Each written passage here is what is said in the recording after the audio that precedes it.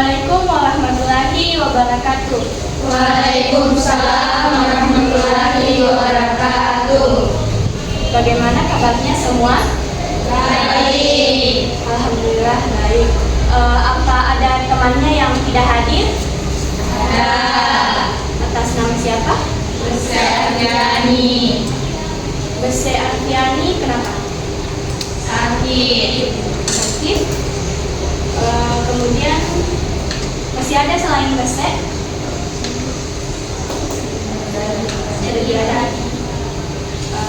Oke, sebelum kita memulai pembelajaran, mari kita berdoa terlebih dahulu. Berdoa dimulai.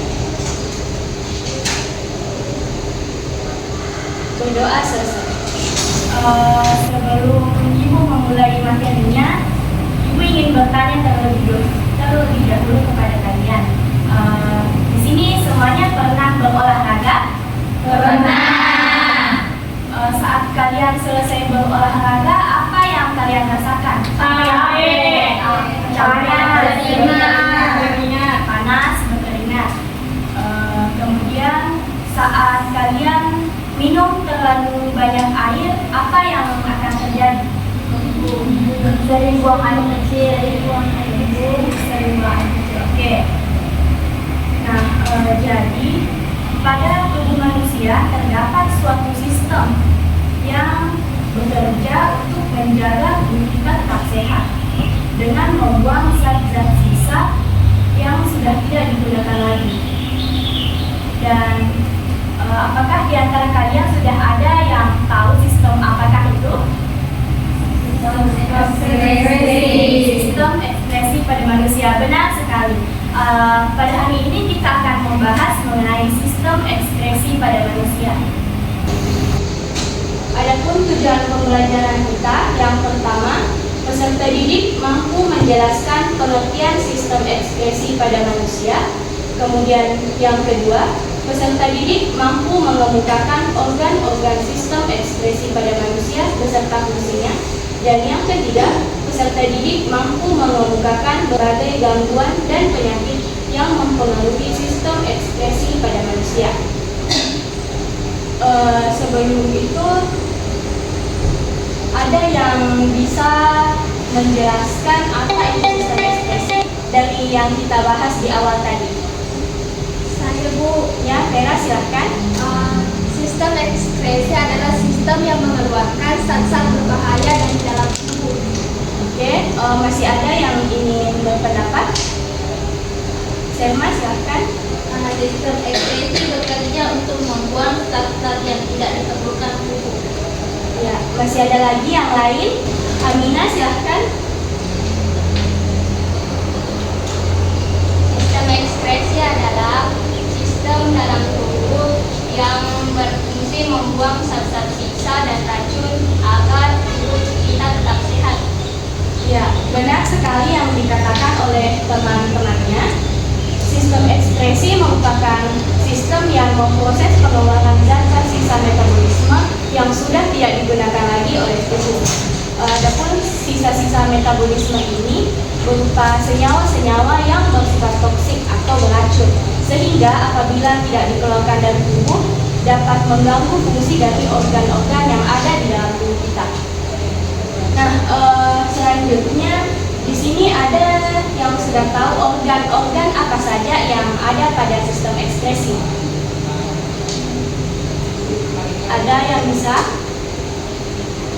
Ya, Nasrah?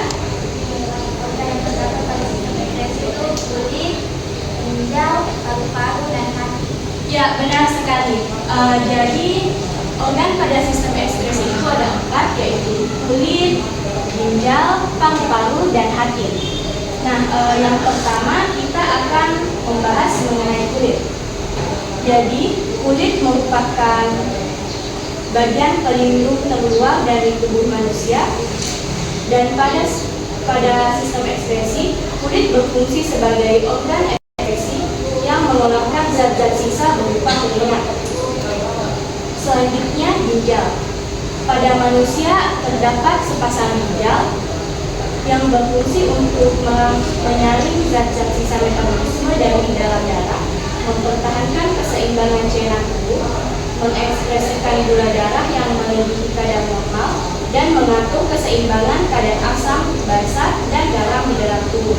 Adapun hasil dari ekspresi ginjal ini yaitu berupa urin. Selanjutnya paru-paru. Nah, seperti yang telah kita pelajari sebelumnya, bahwa pada manusia terdapat sepasang paru-paru dan berfungsi sebagai organ pernapasan. Nah, jadi paru-paru ini selain sebagai organ pernapasan, paru-paru juga termasuk ke dalam organ ekspresi, yang dimana fungsinya yaitu mengeluarkan gas-gas sisa proses pernapasan yang berupa gas CO2 atau karbon dioksida dan H2O atau uap air.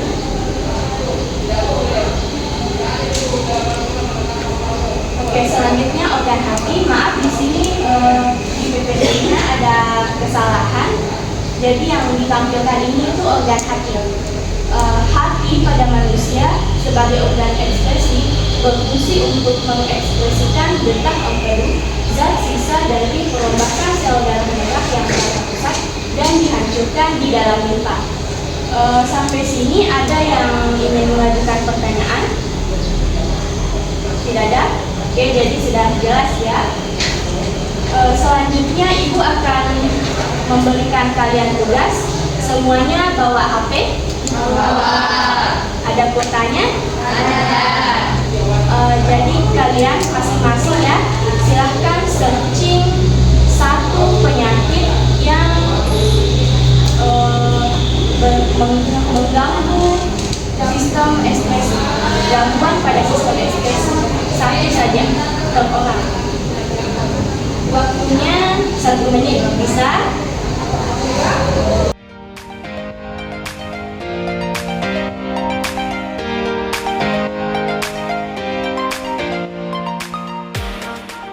Oke, waktunya sudah habis. Semuanya sudah dapat?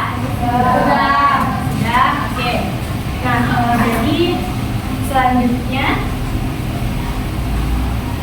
setelah kalian bekerja secara mandiri untuk mencari gangguan pada sistem ekspresi, Ibu akan membagikan LKPD kepada kalian.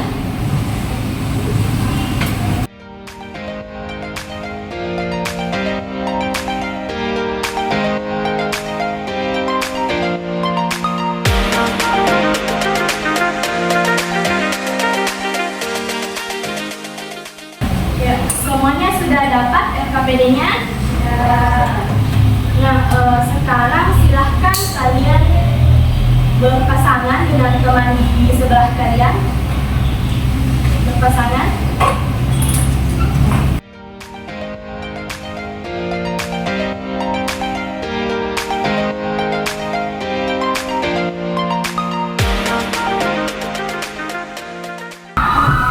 Oke, jadi semua sudah dapat pasangannya? Sudah.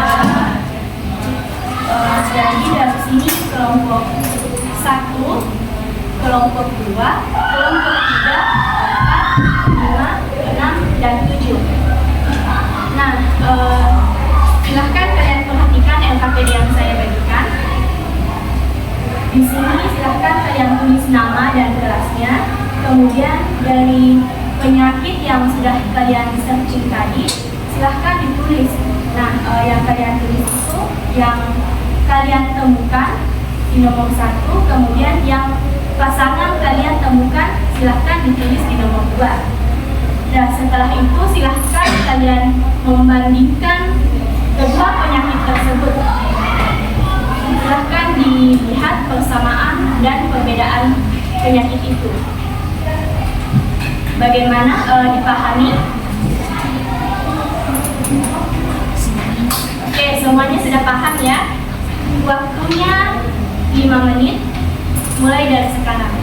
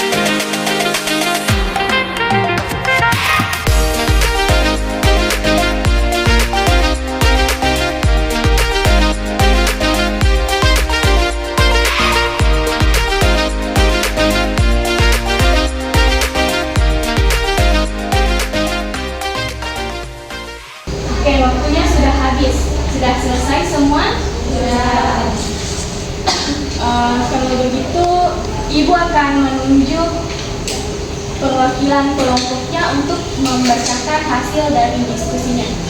Dimulai dari kelompok 1, silahkan di tempat saja.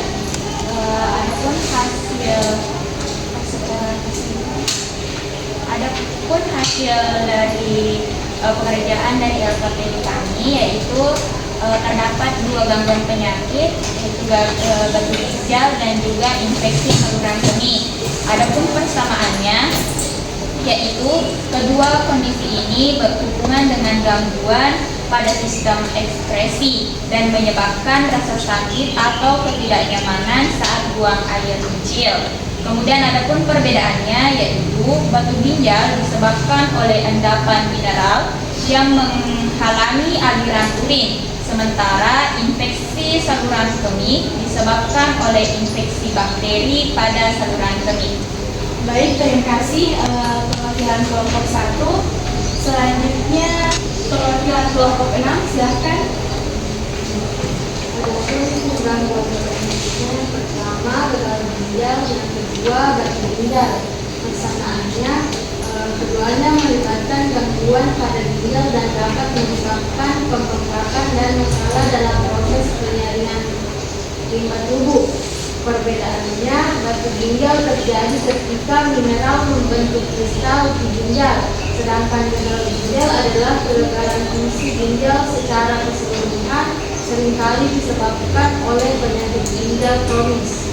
Baik, terima kasih kelompok 6. Selanjutnya kelompok 4, silahkan dibacakan hasil diskusinya. Adapun gangguan penyakitnya yaitu yang pertama asma, yang kedua pneumonia. Persamaannya keduanya menyebabkan kesulitan bernapas dan peradangan pada saluran pernapasan. Perbedaannya, asma adalah gangguan pernapasan kronis yang disebabkan oleh penyakit atau iritan, sementara pneumonia adalah infeksi pada paru-paru yang menyebabkan peradangan dan penyembuhan vena. Ya, baik, itulah tadi hasil diskusi dari beberapa kelompok ya. Selanjutnya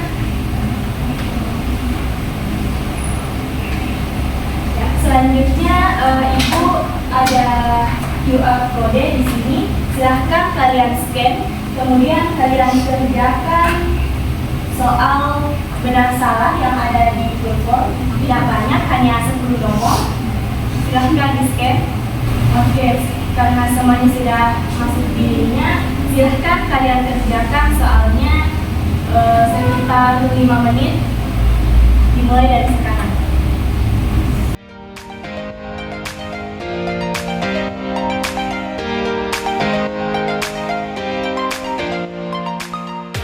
Oke, semuanya sudah selesai. Jadi selanjutnya ada yang bisa menyimpulkan pembelajaran kita hari ini? Ya, Anda silahkan. Kesimpulan yang dapat saya tarik dari pembelajaran kita pada hari ini yang mengenai sistem ekskresi, yaitu sistem ekskresi adalah proses pengeluaran zat-zat sisa metabolisme yang sudah tidak digunakan lagi oleh tubuh. Organ sistem ekskresi terdiri atas kulit, ginjal, paru-paru, dan juga hati. Nah, adapun hasil dari ekskresi dari organ-organ yang saya sebutkan tadi, seperti kulit berupa keringat, kemudian ginjal berupa urin, paru-paru berupa CO2 dan juga H2O, kemudian ada hati, hasil ekskresinya berupa detak empedu. Nah, adapun gangguan penyakit yang dapat mempengaruhi sistem ekskresi diantaranya seperti batu ginjal, hepatitis, asma, dan juga psoriasi. Ya, terima kasih kepada Andi Detia karena telah menyampaikan kesimpulannya. Sebagai apresiasi, mari kita tepuk tangan untuk kalian semua. Terima kasih karena telah mengikuti pelajaran hari ini dengan baik. Sampai di sini ada yang ingin mengajukan pertanyaan? Tidak ada? Oke, baik. Untuk pertemuan selanjutnya kita akan mempelajari mengenai sistem reproduksi pada manusia. Jadi Ibu harap kalian di rumahnya silahkan mencari tahu mengenai apa itu sistem reproduksi dan organ-organnya. Ibu rasa cukup sampai di sini pertemuan kita kali ini. Ibu ucapkan terima kasih dan semangat untuk belajarnya. Wassalamualaikum warahmatullahi wabarakatuh.